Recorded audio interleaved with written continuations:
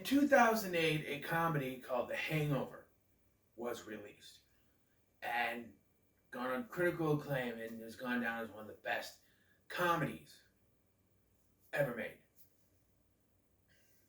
And the concept about some friends waking up after a night of debauchery and not knowing what happened and trying to put together the pieces of what happened and going on a wild, crazy adventure in the process was touted as an original idea for that movie. However, they ignore the fact that this concept was done, and in my opinion, done better, more out there, in a movie 8 years earlier. And Dude, Where's My Car? And while The Hangover is a much better made movie, I can't argue that I don't have more fun with this one. So yes, you heard it right here, folks. Scotty prefers Dude, Where's My Car to The Hangover. And as always, Scotty has a story to tell. So when this came out, 2000, I wasn't, I didn't go out and find out that it was a stupid name. But then I rented the VHS from the library, the local library. I put it in, and I was hooked. I love this movie. And watching it again, yes, you're gonna sit there and say, Scotty, you just bashed Miss March for having a batshit insane plot. And this is batshit insane within the confines of a PG-13 rating, mind you. But I argue that this, when you think of the weird movies, this is one of the better ones. Yes. So the story here is Jesse and Chester are two stoners who wake up the next day after a night of debauchery and can't remember anything that happened. And so it is their anniversary, like 1 or 2 year anniversary with the twins, who are played by Jennifer Garner. And our leads are played by Jesse, played by Ashton Kutcher, and Chester, played by Sean William Scott. Their girlfriends, the twins, Wanda and Wilma, I don't know which one's which, but they're played by Jennifer Garner and Marla Sokoloff. You may know from Full House. She was Stephanie's friend. First enemy, then friend, I don't know. They're twins, even though Marla Sokoloff is substantially shorter than Jennifer Garner. Maybe that's the joke. They do look like they could be sisters, but twins, I don't know. And the Dude, Where's My Car title comes from the fact that even though they're trying to put together the stuff from last night, the main thing they're trying to find is Jesse's car, because they believe that the presents for Wanda and Wilma are in there, along with this thing called the Continuum Transfunctional. Which is this object with great power that has many mysteries and something rather, whatever, bullshit. Which is being sought after by Sultan and his cult, I guess you can call him, as well as these two Norwegian dudes and these hot alien chicks that are also after it. Yeah. There's also a transvestite involved, 2 of them technically, and tattoos. And your tattoos say dude, his tattoos say sweet. It's I guess I should just start from the beginning, I guess. So we get, by the way, I had a revelation, by the way, with this character. Okay, so one of the characters. So Jesse and Chester, they wake up. We hit the song. I'm fucked up, dead from the neck up. They wake up and Chester's watching Animal Planet. And then they get the call from Wanda and Wilma saying it's their anniversary. They're like, oh, do we have gifts for them? And they're like, it must be in the car. So they go out and the car's gone. So that's the first thing. Where's your car, dude? And they're trying to put together what happened the night before because they don't remember. First person they see is Christy Boner. Yes, that is her name. Played by Buffy the Vampire herself, Christy Swanson. And it's weird because her name is Christy with a K, and her character's name is Christy with a C. That's kind of funny. And then we meet her boyfriend Tommy, played by Charlie O'Connell, who I know from Sliders. And the new guy, which he appears with his brother,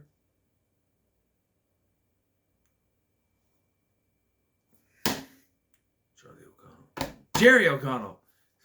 Brain fart with his brother Jerry O'Connell, which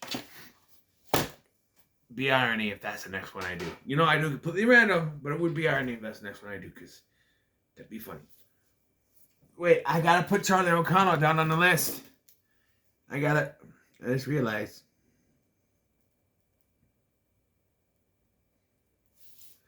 On the list of people who are in multiple movies, gotta put them on the list. Didn't even think about it till now. So, like I said, they're trying to put together what happened. They go to this place and they get these new jumpsuit things, and they find a Rubik's Cube, which, believe it or not, ends up being a plot point. It is a plot point, this Rubik's Cube, that, yeah, it becomes important at the end. And those of you who already figured it out because of what I said in the plot crunch, just don't get ahead of me. Okay, don't get ahead. Stick with it. Okay? So then they meet the hot alien chicks who tell them we need a continuum transfunctioner. They don't know what that is. And then they meet the two Norwegian guys who say, we need the continuum transfunctioner. And they don't know what it is. And so they ditch them. I forgot to mention before this. So they go to see Nelson before this. After when they go to talk to him about the car. They go to see Nelson. And I thought Nelson was played by actor Michael Weston, who was on Psych. Brain fart of all brain farts. I didn't realize till just now sitting down to this review this, actually, David Nabbit from Angel. Because it was a different, I looked it up on Wikipedia. I'm like, that should be Michael Weston, right? I don't know why I got those two mixed up.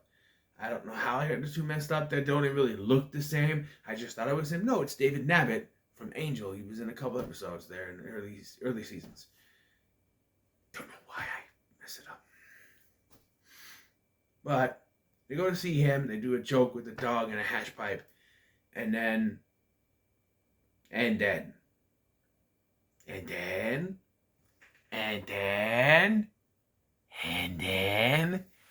yeah, we get the Chinese food scene. And my reason I say that is because like 4 O's in the freaking Chinese. It's not Chinese food. The restaurant is called Chinese food because there's like 4 or 5 O's in there. And we get the and then scene where Jesse is ordering the Chinese food and the Chinese lady on the other side keeps going, and then. And eventually he gets pissed. It's like, and then I'm going to bust through there and kick your ass if you say and then again. And you do the pause. And then. Now, I'm going to say this right here. There are some jokes that don't work, especially in the climate we have right now. Like the first one is like when he says, I'm not the one that went post all over the thing. He said, I'm not the, at least I didn't call it Dalai Lama F word. F-A-G word. But, then there's another one with they go to a strip club and they find this woman who I thought was Uma Thurman the first time I watched this, but it's not. And it's a transvestite or a transsexual woman. But she calls herself a gender-challenged male. I don't think you would call yourself that. Because I just don't think you would call yourself that nowadays. I'm a gender-challenged male. And the joke goes further with that. Towards the end, she shows up again with her boyfriend, who is a woman with a painted-on mustache. Literally. That's supposed to be like a transgender male, I guess. But, I don't know, these kind of jokes wouldn't work nowadays. Just wouldn't work.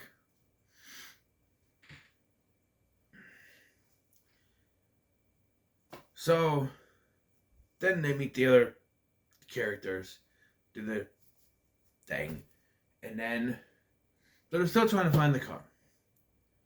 So they get a lead on that when they find out that the car was towed by the police. Hold on. Then they get arrested. So first of all, they meet the Zoltan cult.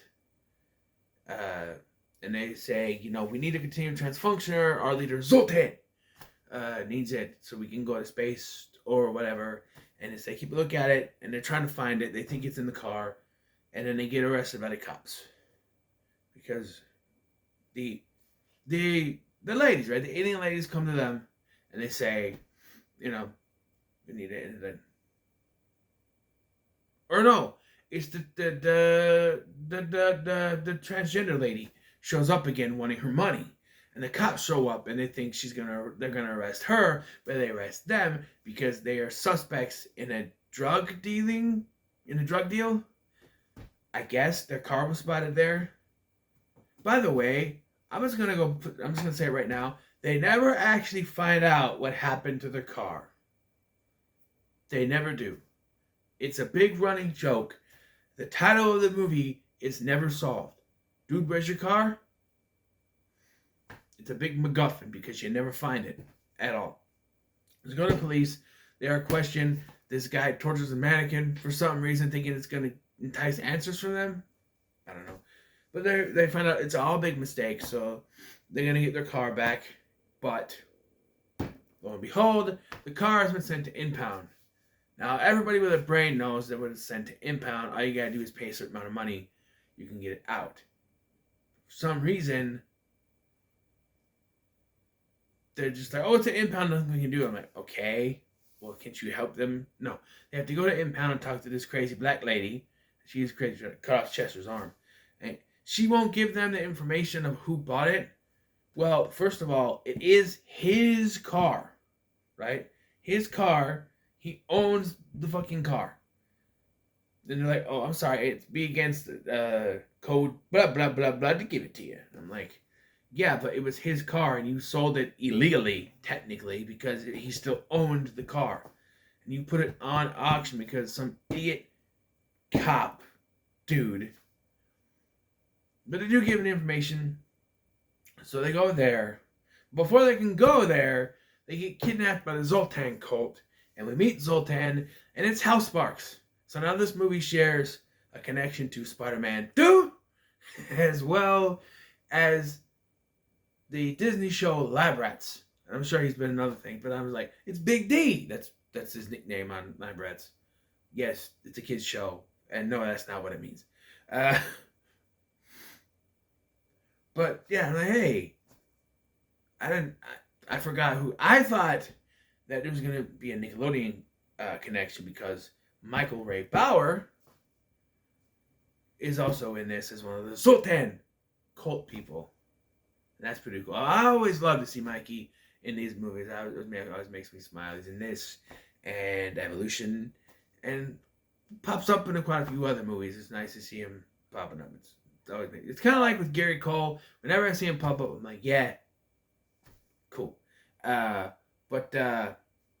so after they're basically say, hey, we have your girlfriends, and if you don't get us the Continuum Transfunctioner, we're gonna do bad things to them. That's maybe kill them. I don't know. So yeah, there's that. So now we go and we get this detour with Brent Spiner as Pierre and Andy Dick as Mark. What happens is they go to this place that was sold to, and they I forgot about the Fabio cameo. Yeah, this is another joke that would not work today. So they're in their convertible. Fabio drives up with his girlfriend, and they do this thing. Fabio puts his arm around the girl, so Jesse puts his arm around Chester. Fabio kisses the girl, so Jesse kisses Chester. And I feel like this is a joke that would not work nowadays. They'd be accused of, they're making fun of homosexuals. And it's just, back then you could joke, ha ha, look, they're gay. But nowadays people will, That's not politically correct. That's making fun of homosexual males. Have a little fun. All right? I'm just saying, nowadays, people would see a joke like that. You could put that in a movie nowadays. You couldn't put, like, all of this movie you couldn't do nowadays. You couldn't put this joke in a movie nowadays. I'm just saying, in the climate of the way movies are made, that's why comedies don't work nowadays. Because there are certain jokes you cannot do. It will piss too many people off. So even rated R comedies nowadays come across as, yeah, it was funny, but I don't think that's as far as they could have taken the joke, because you can't. And that's why this was funny then. People who are raised in political climate now will watch this and go, oh, that's disgusting. And that's another thing, is that they're going to go off because it is treated as if it's disgusting, and now they're like, oh, why are they being disgusted by it? It should be. Back then, it wasn't disgusting. It was treated as if it was disgusting, weird, because it wasn't as accepted as it is now. That's why they have that thing. But people from nowadays won't see that and are like, oh, they shouldn't be acting like that. They should accept it. And it's like, that's not the point. It was a joke from the year 2000, when this kind of joke could be done, because people wouldn't wag their finger against it. Gone off on a rant. I'm sorry. So where were we now? Okay, Zoltan. Right. So they get to the place where Pierre, played by Brent Spiner, doing a wonderful French accent, honorable. He basically, because he asked them a question about ostrich, the speed of an ostrich. Because Chester watches Animal Planet, he knows the answer to that, so he's let out. Everything with Andy Dick could have taken out. I don't hate Andy Dick. He's great on news radio. Was it news radio? I think it's news radio. It wasn't Spin City. It's news radio. He's great on news radio. Here, I don't know. This was when Andy Dick tried to do movies. I don't think he ever really started a movie, but I don't know. He tries too hard at these things and it just doesn't work. What does get a laugh at me, though, is at the end when he's like, hey, he's like, hey, send me an email, freakingcage.com. Like, first of all, that's not an email address. That's just a straight up, web address. But yeah. So Pierre takes him to the car, but the car has been stolen, because of course it has, because this is just a running joke at this point. And so they have to come up with a plan. What are they going to do? They go to this Captain Fun Palace or whatever. It's basically their version of a Chuck E. Cheese. And they decide they're going to come up with a plan. They go to this locker that's there. They have a key, because it's the only thing that was left from the car that Pierre... There's the only thing that Pierre looked to take out. Which means that there's probably no presents in that car. Although we do see later they did have necklaces for them. So maybe they were, but the guy just didn't think they were, important, I guess. But, excuse me. So they go to this fake Chuck E. Cheese. The transgender woman is there already with, like I said, her transgender boyfriend. You give them the money, and they're like, oh, thank you. And they do this again, where she gives them a kiss, and it's treated as disgusting. And another joke that would not work nowadays. People say, oh, they should be disgusted by it. They should just accept it. But that's not the point. The point of back then, they didn't accept it. It was very times where you could make jokes like that. People wouldn't wag their fingers. People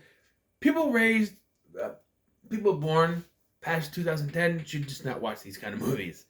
I'm just saying, once you turn 13 and you were raised in this kind of climate, this kind of, world, you're not going to get these jokes because you were raised to accept things for the most part. I just don't. By the way, it's getting close to your 13th birthday, isn't it? So those of you born in 2010, happy almost 13th birthday. You're almost ready to watch PG-13 movies. It would be right because, 10 years would be 2020. It's 2022, so you're 12. Next year you'll be 13. So almost 13th birthday. You'll be able to watch, you know, again. But yeah, this happens like, I get it. It's a dude, but like, again, much like earlier, it's, you know, I've learned to accept it because I was born in 1987 and I'm 35 years old and I've learned to accept stuff like this.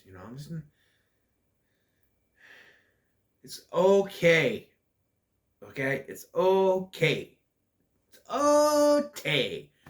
But yeah, so then they have the idea that, like, hey, they've told us all this stuff about continuing transfunction, but nobody's mentioned what it looks like. So they used the tickets that were in there to buy this thing and say it's the continuum transfunction. So they call the nerds and they call Tommy, Charlie O'Connell's character, who I forgot to mention, has Nelson, their friend, David Nabbit, Nelson, and Chrissy Boner is just with them for some reason. I don't know. But he has him captain, so he calls them. They show up and they give the fake toy, the fake continuum transfunctioner to the nerds. They're like, hey, we got it. We're going to go to space. And then this also doesn't make any sense later, but we'll get to it. So then Tommy and his friends come in and they beat up the nerd, take it, and they go to give it to the woman, and then the alien women show up and the Norwegian guys show up. And they're like, that's not the continuum transfunctioner. What? And it turns out that the Rubik's Cube that Chester has been trying to put to solve the entire movie is the continuum transfunctioner. By solving it, it activates it. And Zoltan says you have to, once all 5 red lights blink, it'll destroy the entire galaxy or universe. And that brings me back to, wait, if you knew about that, why did you think a stupid useless toy thing was a continuum transfunctioner? There's not 5 lights on there, I don't think. I don't think so.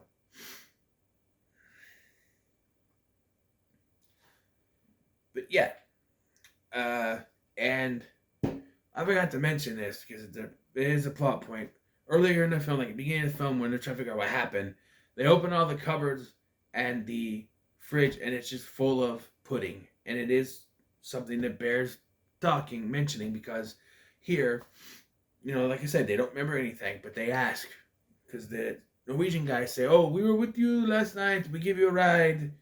It's like okay, and then like the alien chicks say the same thing. I'm like, okay, if one of you guys really hung out with us, what was the score we got in the 18th hole of putt-putt last night? And the Norwegian guys say it's a hole-in-one. And they say, you are correct, because, and even the girl's like, how did you know if you don't remember anything? The pudding was the prize. So, yeah. And then all the alien women fuse together to one giant woman, and we get a joke that still makes me laugh. As they're walking, there's this father and son, and she walks over them, and they look up, and they can see the underwear, and the kid goes, I want to ride that ride, Daddy. And the dad, without missing him, he goes, me too, son. Me too.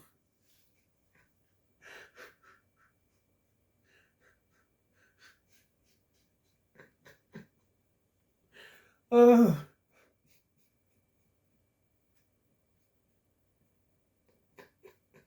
See? Give me a minute. Give me a minute.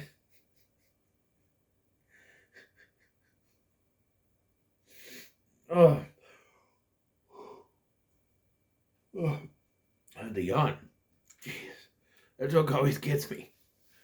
But they're able to use the continuum transfunctioner to defeat it by using the silly straw that Chester got from the locker in a little hole, and use it to defeat it, causing a giant brawl to fall on people. By the way, she also eats Tommy at some point too, and he's like still alive because probably. But the Norwegian guys say we have to erase your memory of everything that's happened. And I have a question, okay? So he erases their memories. One, is this the first time? Did they do this the time before and then realize, oh shit, we forgot the continuum transfunctioner, so they have to go back.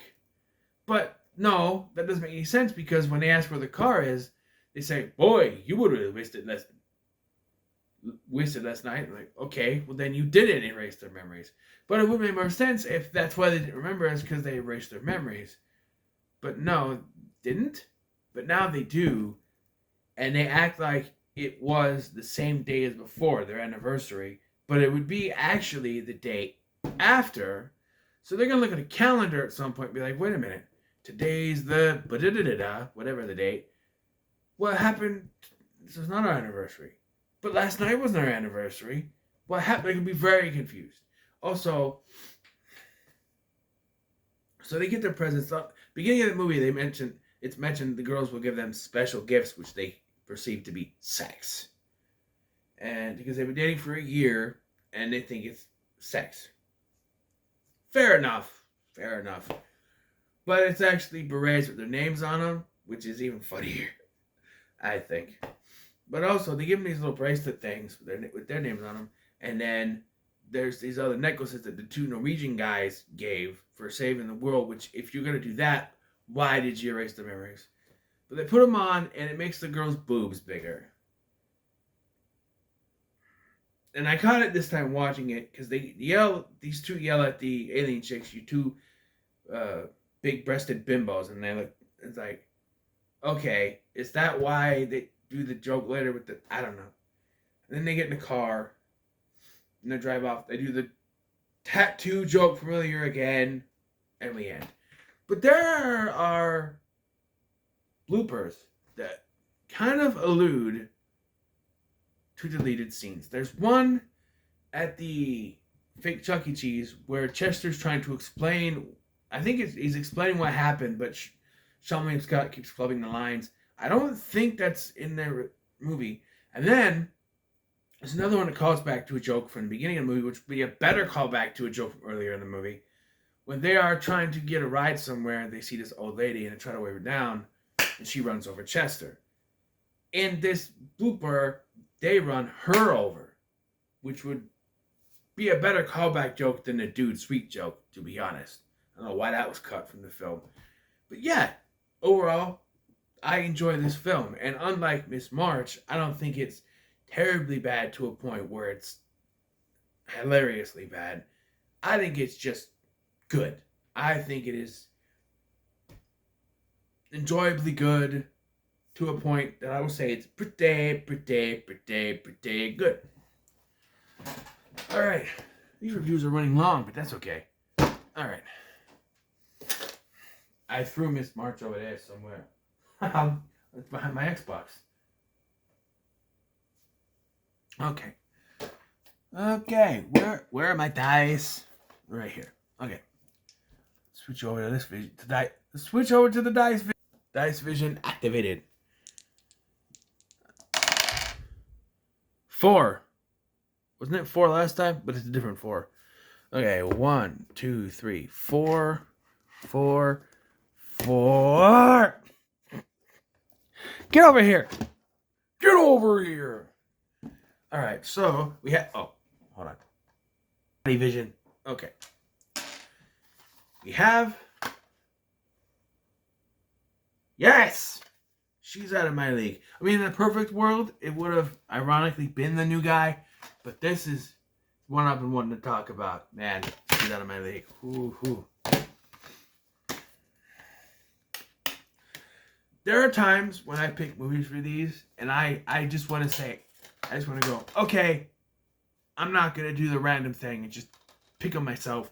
But then I tell myself, no, that's part of these series, is to do the random, now dice roll. Then this series has come a long way. Okay, I used to put these movies in a bag and do it that way. And I found a much better way to do it, where I put them in these empty cases, these blank cases, roll the dice. It's a much better way to do it than trying to put it in a bag and then try to keep track of the bag and not step on the bag. Here, you're not going to step on these. Step on this. I like it. So, yeah, this is the next one. But What are your thoughts on Dude, Where's My Car? Let me know in the comments below. Make sure to like, share, and subscribe. Thanks for watching. I've been Scotty, and I'll see you in the next one.